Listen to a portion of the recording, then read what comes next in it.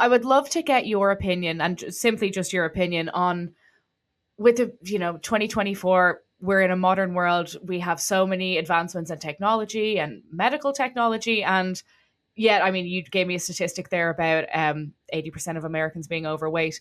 Why do you think our society is getting more sick while medical technology gets more advanced?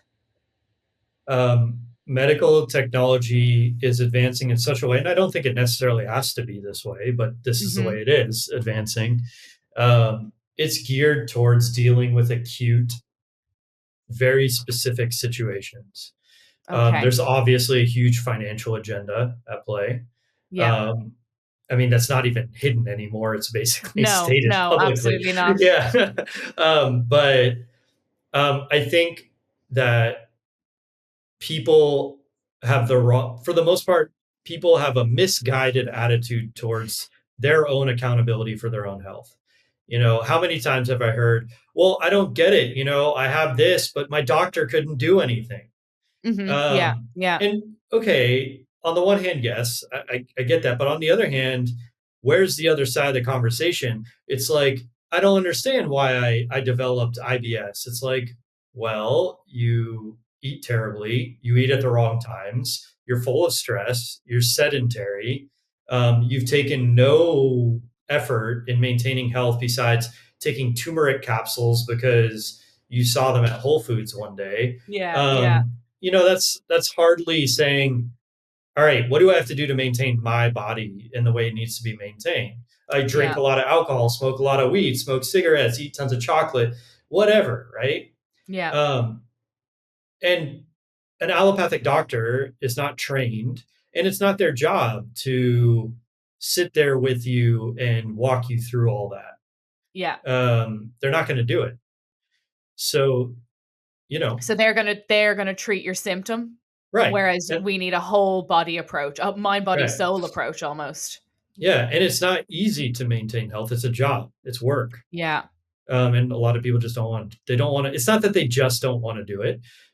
It's a challenge. There are things that get in the way with life. Your job or your kids, or so. But all those things can be navigated. It just takes a lot of effort, attention, and consciousness. Mm, And people tend not to. It's easier to blame someone else.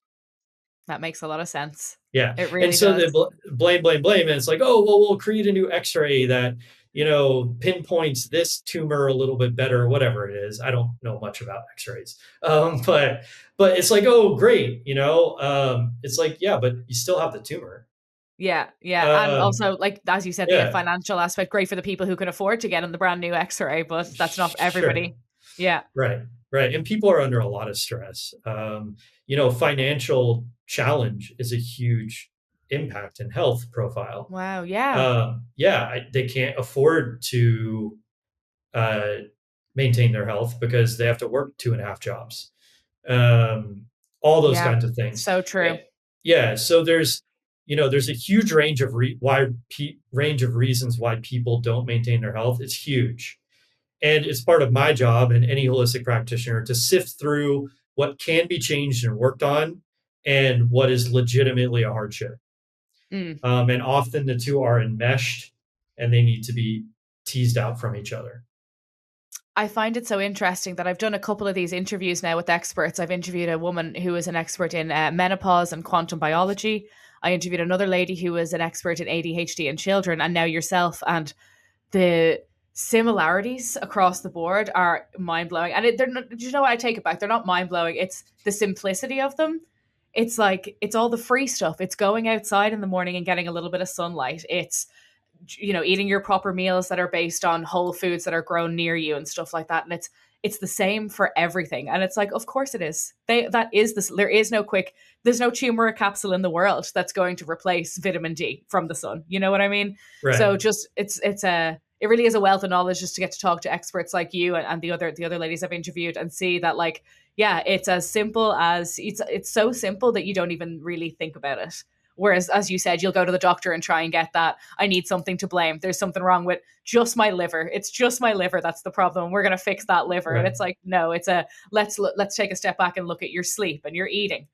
One question I wanted to ask you is how much water do we need every day? You might not be surprised by the answer, but it depends.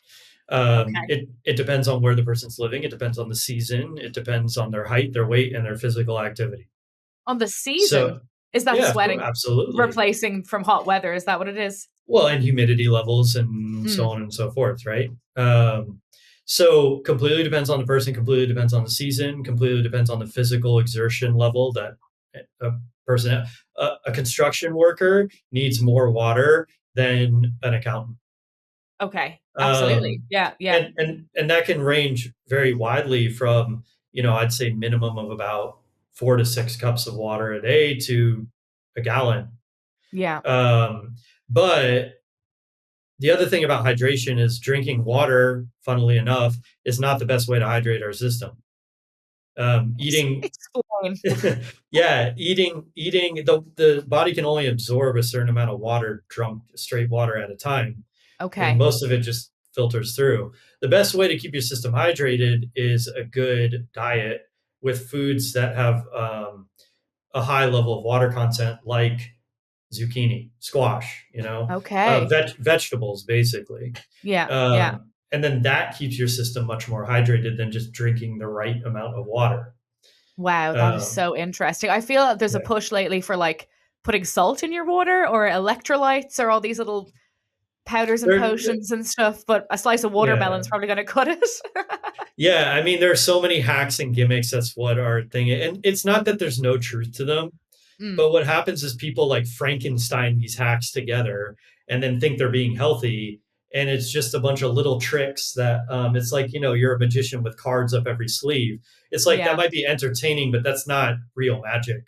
Like everyone I think needs to say like take a deep breath. You're not going to be able to fix your deep-seated health issues by like sprinkling some salt in your water and making sure that you intermittent fast for 18 hours a day, but you don't really want to, so you only do it one day a week. And then this other person says, but if you're in menopause, then don't intermittent fast and you should have 9 meals a day. And it's like, okay, well then I do that. And then Yeah. it's like it's nuts. It's gone insane. Yeah. Everyone And the needs to take a consistency is the yeah. first thing to go. Yeah, exactly, Yeah. right? So we all need to take a break. You gotta find a health practitioner that you trust. It's very Yeah. important, and they're gonna guide you through, and it's not gonna be perfect because the body's not Hmm. perfect, but it is gonna be a lot better than trying to patch it together by yourself with Google. Absolutely. There's no Yeah. WebMD in the world that's a replacement for an Yeah. actual health practitioner for sure. Mhm. Victor, this has been so informative, and I really am so excited to spread the word to our audience about this. I think it's just information that I had never heard. So I like to assume there's someone out there who hadn't either, so that we've helped somebody today. But what I want to know is where can people find you if they want to learn more, or if indeed if they would like to come and get treated by you, how would they find you? You can find me at www.iiayurveda.com. And I'm sure the link will be posted somewhere so you don't have to try and remember how to spell that. Or you can email me directly. I'm happy to respond to any kind of message or question. Yeah, Victor, we will post the your yeah. email address, and we'll post the link in the description of this episode. And how common are Ayurveda clinics in the US? Could somebody, I'm here in Austin, so do you know, could we find one here, or would it be more of a telehealth consultation? Well, I'm actually based in Italy. So for me, it would be Wow. telehealth. Yeah. There are Ayurvedic practitioners, doctors, et cetera, scattered throughout the States. You can usually find them by just typing Ayurvedic clinic near me or Yeah, something like that. absolutely. Um, But there is availability over here for that treatment. yeah, just word to the wise about that. Of course, I support my colleagues, but do a little research. It's true with any health Of situation, course. right? Yeah. Make sure you double check their education and all that kind of stuff. Absolutely. Yeah. Wonderful advice to end on. Thank you so much. And thank you guys for listening to the Wellness Plus podcast. We will be back next week. And until then, stay well. Hey guys, I would like to take a moment to introduce you to our app, Yoga Plus.